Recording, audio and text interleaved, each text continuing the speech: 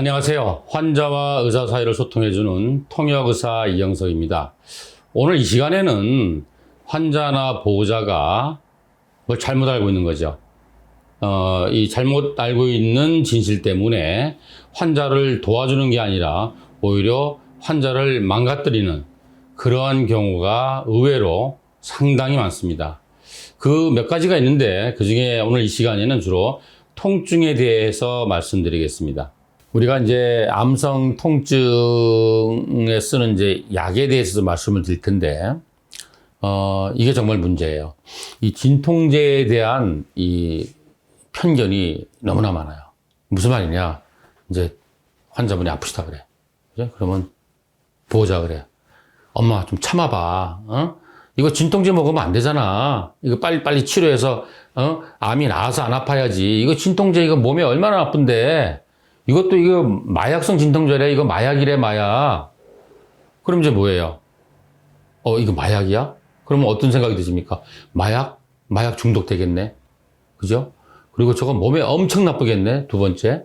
세 번째, 저거 마약이니까 엄청 비싸겠네. 네 번째, 이거 이제 점점 내생기생해서 마약을 점점 높여야 되면 나중에는 약이 안 들으면 그때는 어떡할 거야? 이런 걱정을 하는 분이 100명 중에 99명입니다. 환자나 보호자가 그래 참을 수 있어. 그래 뭐 병만 남는다면 이까짓 거 못 참겠어. 그건 말도 안 되는 소리입니다. 그 참으시면 안 되고 진짜 극심한 통증이 오면 이건 절대 참을 수가 없습니다.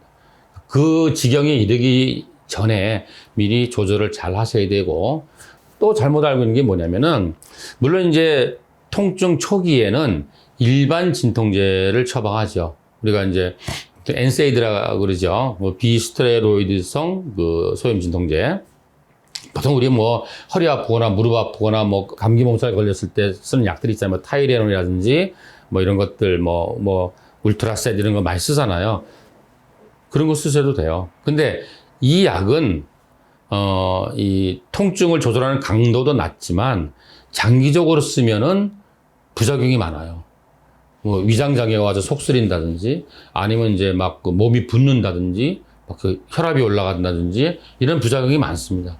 근데 오히려 암 환자한테 처방하는 마약성 진통제는 부작용이 그렇게 많지 않아요.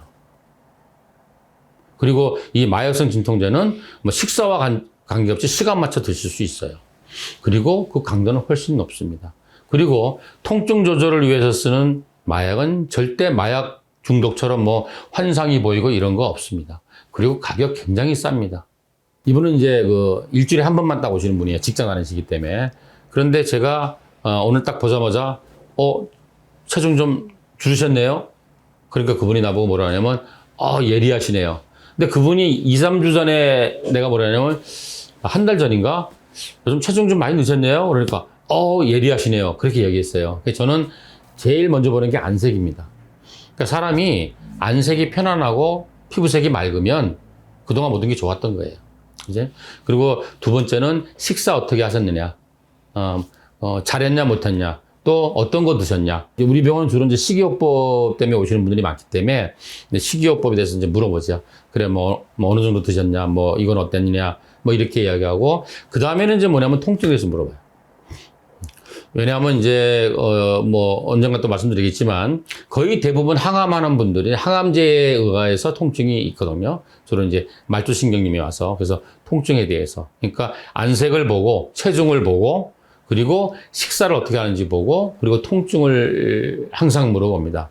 그래서 이제 통증이 있다 그러면은 처음에는 쉽게 말하면 우리 타이레놀 같은 거 있잖아요. 일반 진통제를 아플 때만 드셔보세요.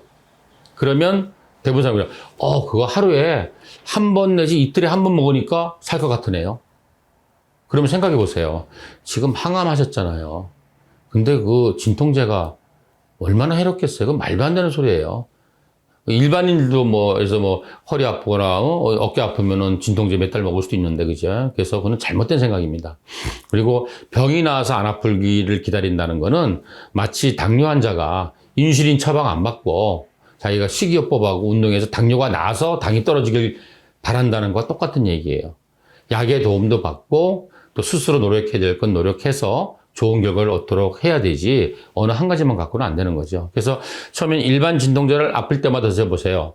그러다가 이게 이제 보통 일반 진통제는 하루에 3번 정도를 먹는 게 적정하잖아요. 근데 보니까 이분이 이제 뭐 하루 이틀에 하나를 먹다가 이제 하루에 3번씩 먹는데 그래도 이게 조금 통증이 어느 순간에는 안 된다. 그럴 때는 그 일반 진통제를 장기적으로 쓰거나 용량을 늘리면 부작용이 있기 때문에 그때는 이제 마약성 진통제로 넘어가는 거죠. 근데 마약성 진통제를 처음 쓸 때는 어떻게 쓰냐면은 속효성 진통제가 있어요. 그러니까 이거는 먹으면은 한 20분 내외가 되면 통증이 드라마틱하게 가라앉는데 한 2시간 정도밖에 지속 안 되는 거예요. 그래서 이거를 아플 때마다 드셔보세요. 그리고 시간을 적어보세요. 언제 먹었는지. 그래서, 이 속효성 마약 진통제를 하루에 한두 알, 두세 알 갖고 조절이 돼요. 그럼 그렇게 가는 거예요. 한동안 가는데, 이제는 이게 하루에 이걸 5번, 6번 먹어야 되겠네. 그러면 또 이게 방법을 좀 바꿔야 돼요. 왜냐하면, 한 가지 약을 오래 쓰는 문제도 있지만, 속효성 진통제를 먹을 땐 우리가 많이 망설이게 되죠. 이제 아플라고 그래. 그러면 그때 바로 먹는 사람은 별로 없어요. 이게 계속 아플지 가라앉을지 자꾸 생각하는 거예요. 그러다가 이제 보통 막 1시간 정도 기다렸다가 이거 안 되겠다. 이거 먹어야 되겠다. 그러고 먹는 거예요. 그러면 그것 한 20분 정도 지나야지 가라앉는 거예요. 그러면 이 속효성 진통제를 하루에 5번 먹었다 그러면 하루에 약은 먹을 만큼 먹고 하루에 대여섯 시간 동안 고통을 받은 거예요. 그럼 그 아플 때 무슨 생각하겠어요? 다 부정적인 생각할 거 아니에요. 그죠? 그래서 그럴 때는 그렇게 아니라 좀 시간이 오랫동안 유지되는 진통제가 있어요. 그때는 12시간 지속되는 진통제가 있어요. 그죠? 또 이것도 처방하면 환자들이 그래요. 약 드셨어요? 안 먹었대. 왜 안 먹었어요? 그러니까 밥을 못 먹어서 못 먹었대요. 약 먹으려면 밥 먹어야 되지 않느냐? 아닙니다. 이 마약성 진통제는 식사 위장 장애가 별로 없기 때문에 식사와 관계없이 중요한 게 시간을 맞춰서 드셔야 돼요. 12시간 간격으로 먹는 거예요.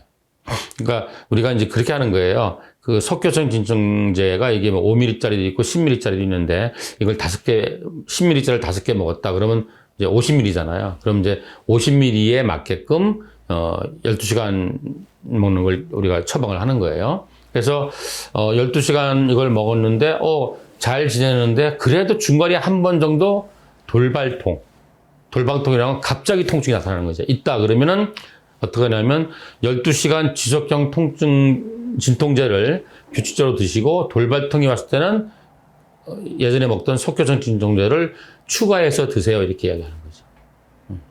그래서 이제 적당히 12시간 먹는 그 약의 용량을 조절하면서 속효성도 조절하면서 가는 거죠.